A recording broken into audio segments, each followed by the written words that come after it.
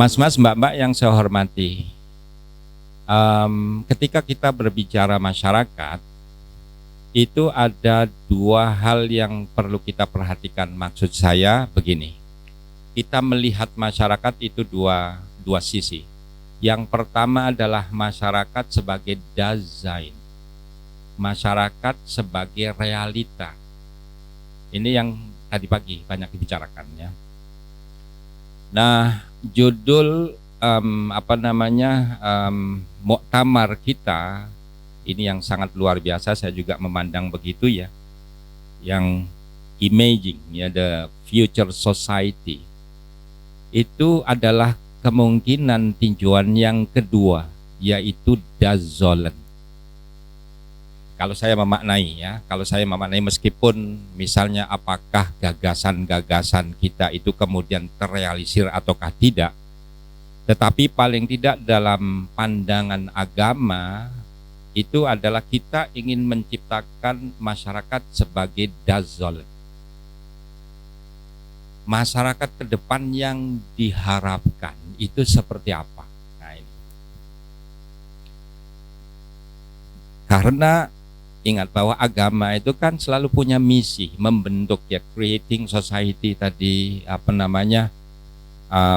Prof. Aksin mengatakan a creation of society, menciptakan masyarakat ke depan itu seperti apa. Nah, ini dazolen kita bicaranya.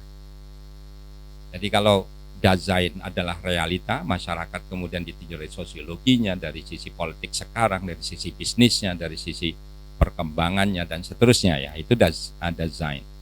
Nah, dazolen itu yang diharapkan masyarakat ke depan itu masyarakat yang seperti apa. Meskipun tadi Gus Ulil, kemudian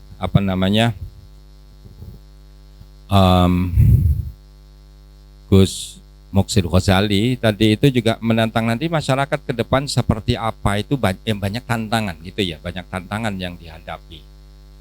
Nah, kita sebagai atau dalam tinjauan agama itu kita punya pesan atau punya harapan, kita ingin menciptakan future society yang seperti apa.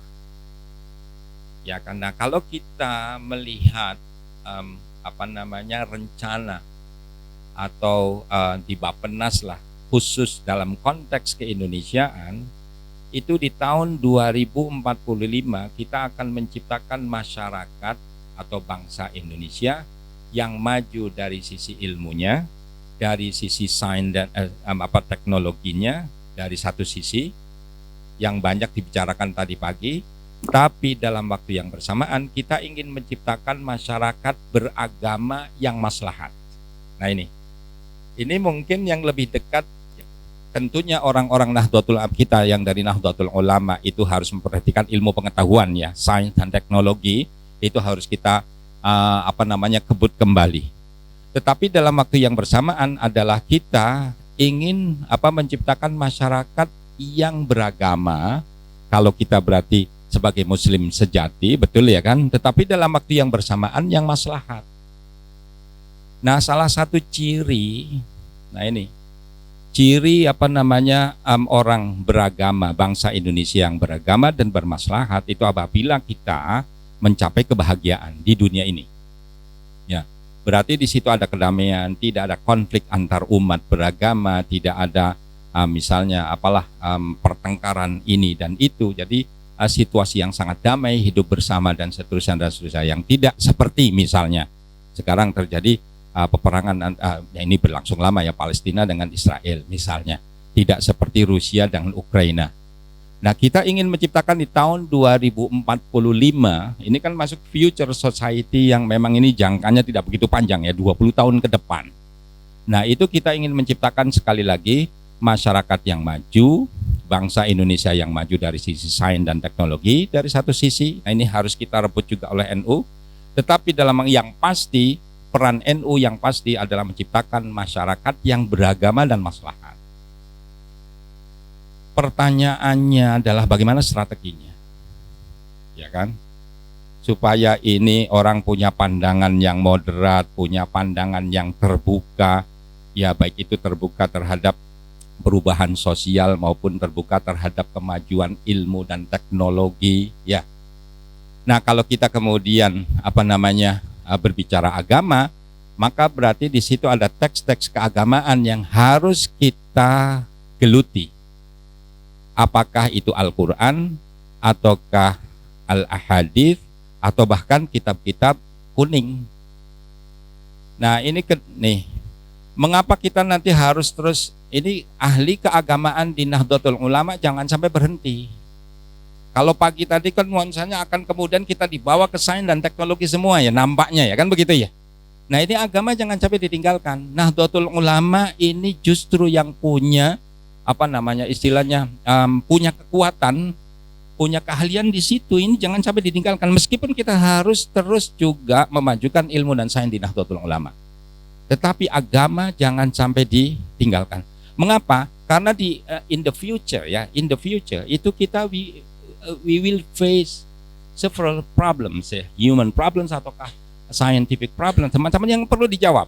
Misalnya nih, kalau tadi pagi akan ada robotisasi, lalu ini yang menjaga toko itu robot. Sekarang pertanyaannya Pak Yai Muksid Ghazali, ini sah tidak akadnya? Nah, coba. Belum ada di kitab kuningnya, andaikan penjualnya seorang robot, ya. Nah, ini sah tidak akadnya nih? Ini kan orang NU yang bisa menjawab dengan maqasidus syariahnya, dengan membaca teks Quran dan hadisnya. Akadnya gimana? Sah ataukah tidak? Ya, jual belinya begini nih. Kalau ada robot wanita, kalau sesama manusia kan berhubungan tanpa adanya akad nikah itu kan nggak boleh ya. Sekarang kalau robot boleh nggak? Ayo, jawabnya gimana? Kan Nahdlatul Ulama yang bisa ini. Kiai Muksid Ghazali, Kiai Ulil Abzar Abdallah, ya kan? Yang ahli usul fikih. Betul, Mbak. Besok kita ada robot seperti manusia ngomong ini. Nah, kalau ini kebetulan nyuwun sewu ya, cantik banget begitulah, boleh nggak berhubungan? Atau perlu pernikahan? Lalu dia punya rasa tidak, punya akal tidak ketika itu menikah? Ya, maksud saya kan gitu ya. Ini fikihnya harus dijawab. Dibaca di kitab kuning kami tidak ketemukan ya kan? Ya. Ini aku bicara sama Kiai Muksid Ghazali, ahli usul fikih soalnya. Robotisasi pasti terjadi. Sekarang kita berpikir how to answer ya. Apabila seseorang bertanya hukumnya apa? Nah ini, maka kemudian aspek keagamaan itu tetap harus kita majukan, kita improve ya. Nah, salah satu improvisasi pemahaman keagamaan ini saya kebetulan dalam bidang tafsir ya. Maka saya mengusulkan in the future from now to to the next ya. Dari sekarang sampai dengan masa depan itu kita memahami teks-teks Quran maupun hadis itu dengan pendekatan makna kumbangsa. Ini perlu nih. Kayaknya future harus begitu, ya kan? Karena hadisnya tidak ada, lalu kemudian Al-Qur'annya tidak menyebutkan robotisasi misalnya ya. Kitab kuning tidak ada, paling yang bisa menjawab adalah usul fiqh karena ada maqasidus syariah dari satu sisi atau ulumul Quran dengan pendekatan kontekstualis. Sebagai info saja, ini bukan promosi pendekatan yang memang saya garap ya, bukan ya. Boleh. Jadi pendekatan makna kumbangsa itu menggali tiga hal kalau kita membaca Al-Quran. Nih, Alkitab kita yakin Al-Quran itu sholihun likulli zamanin wa makan. Wajib hukumnya kita mengatakan Al-Quran sholihun likulli zamanin wa makan. Artinya sampai kapanpun Al-Quran tidak akan ditinggalkan. Meskipun bagaimana mencapai Al-Qurannya ada yang kemudian melalui wasilah para ulama dengan membaca tafsirnya dan seterusnya. Tetapi tafsir itu kan terbatas. Paling melampaui masanya, tetapi paling tidak setiap tafsir itu dipengaruhi oleh itu sebagaimana yang dikatakan oleh para ahli-ahli teori penafsiran. Baik. Nah, ke depan sekarang dan ke depan ya, sekali lagi kita itu yakin Al-Qur'an shalihun likulli zamanin wa makan. Meskipun pertanyaannya yang shalih likulli zamanin wa makan itu apakah maknanya ataukah magzanya? Saya secara pribadi itu adalah magzanya. Magzanya, arti penting dari ayat itu. Makna literalnya bisa saja berhenti, tetapi magza, arti penting, ide-ide moral, maqasid dari ayat-ayat itulah yang terus berkembang sampai kapanpun. Nah, maka kemudian untuk memahami, meskipun ada magza Al-Quran itu menyatu dengan makna literalnya. Kalau itu menyatu, misalnya i'diluhu wa aqrabu littaqwa misalnya, ya, atau wabil walidaini ihsana, maka itu akan berlangsung sejak zaman Nabi sampai hari kiamat. Kalau magza dengan maknanya menyatu.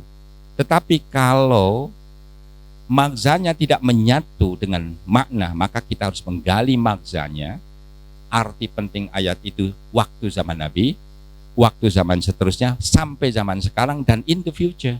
Yang ini terus ditafsirkan, direaktualisasi magzanya, termasuk di dalamnya maqasidnya. Sehingga kemudian Al-Quran itu terus hidup menyinari bangsa Indonesia, wabil khusus umat Islam di Indonesia, ya, supaya terus mengimplementasikan nilai-nilai Qur'aninya, kayak begitu. Nah, jadi satu, menggali al-makna ad-tarihi, makna yang mungkin, ya, pendekatan makna kumbangsa tadi, al-makna at-tarihi kita gali, makna yang mungkin dimaksudkan oleh Allah Subhanahu wa taala ketika menurunkannya kepada Kanjeng Nabi Muhammad SAW, atau difahami oleh beliau dan para sahabatnya. Kemudian yang kedua, al-magza at-tarihi, signifikansi ayat tertentu itu untuk masa Nabi dan para sahabatnya. Dan baru yang terakhir ada namanya al-magza al-mutaharrik al-mu'asir, arti penting ayat itu yang secara dinamis. Kebetulan hari ini maka mu'asir, kalau masa depan al-mustaqbal, kira-kira begitu ya. Al-magza al-mutaharrik al-mustaqbal. Nah, ini magza ini bisa merupakan maqasid yang ajaran-ajaran intinya, bisa juga yang kecil-kecil tetapi itu mengatur kehidupan manusia. Contoh kecil ya, sebagai itu supaya jelas ya kan. Nih, kita menggali magza. Misalnya cerita tentang, atau begini, oh ya, cerita saja. Cerita tentang Nabi Ibrahim mimpi menyembelih Nabi Ismail. Coba perhatikan teks Qur'annya. Ya, falamma balagha, a'udzu billahi minasyaitonir rajim, falamma balagha ma'ahu sa'ya qala ya bunayya inni ara fil manami anni azbahuka fanzur madza tara. Singkat kata, Nabi Ibrahim mimpi menyembelih Ismail. Dan itu berulang kali sampai diyakini itu wahyu. Maka lafalnya juga ini sudah taukid, ini ara fil manami anni, taukid lagi ya. Itu memang menunjukkan bahwa itu wahyu. Mas-mas, mbak-mbak santri yang saya hormati, kalau seorang nabi mendapatkan wahyu, wajib dilaksanakan atau tidak? Wajib dilaksanakan. Kenapa ada pertanyaan Nabi Ibrahim, fanzur madza tara, nak gimana pendapatmu? Wong wahyu kok masih bertanya sama anak yang baru 13 tahun. Ini magzanya apa? Ini cerita ini disampaikan kepada Nabi Muhammad. Nabi Muhammad itu kurang lebihnya, signifikansinya ya, atau tujuan utama, ide moral dari cerita ini adalah memberikan pelajaran kepada Nabi Muhammad.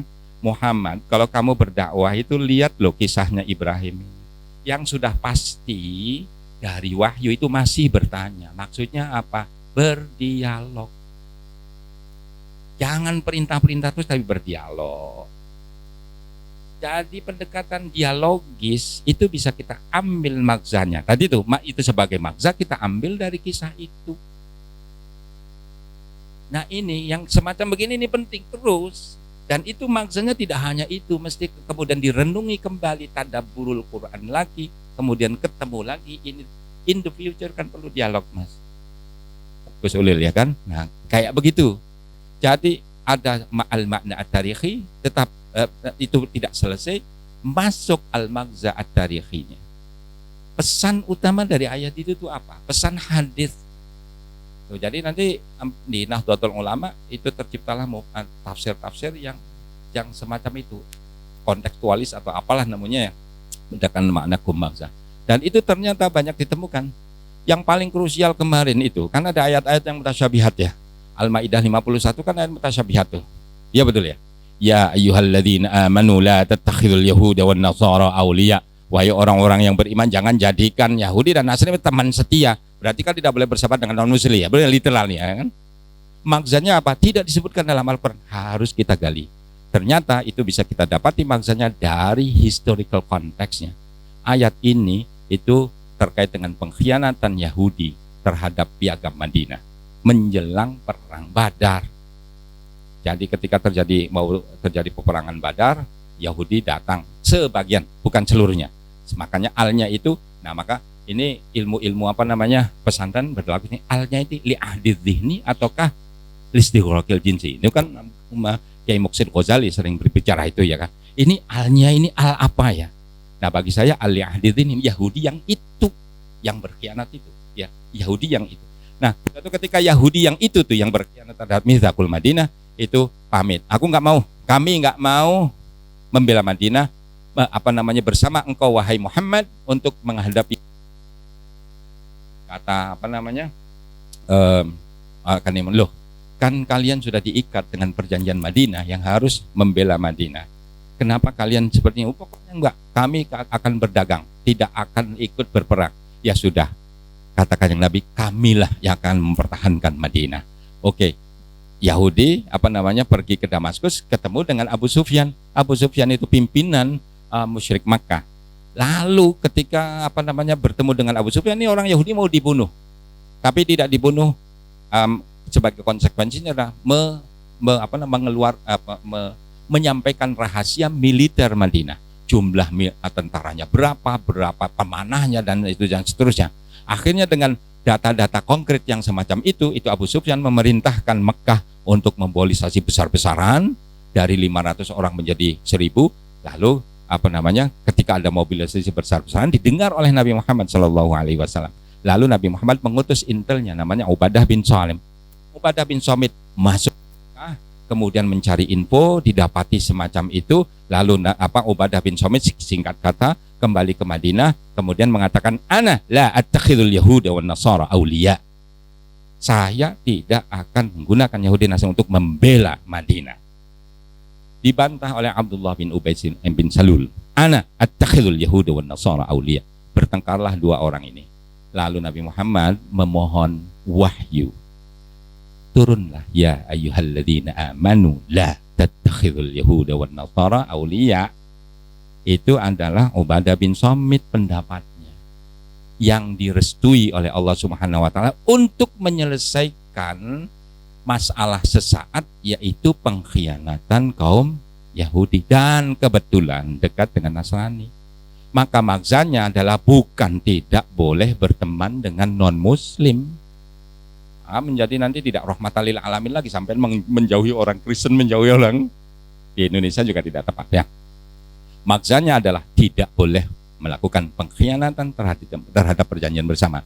Siapapun yang melakukan pengkhianatan, siap-siap untuk tidak dipercaya lagi oleh orang-orang yang dikhianati. Nah, ini tafsir yang semacam ini nih penting. Ini bukan promosi Gus Ulil ya, tapi ini aku meneruskan Gus Ulil. Dulu Gus Ulil itu cerita begitu. Waktu waktu masih muda beliau, sekarang agak tua ya. Mohon maaf Gus. Sudah dua ya. Nah gitu adik-adik santri dan di NU ini perlu dikembangkan kayak begini. Belum lagi nanti kita berhadapan dengan Turoth tadi, kitab kuning ada disebutkan oleh Kiai Muqsid Ghazali, Kiai Aksin tadi itu ya. Nah itu. Wallahul muwaffiq ila aqwamit thoriq. Wassalamualaikum warahmatullahi wabarakatuh.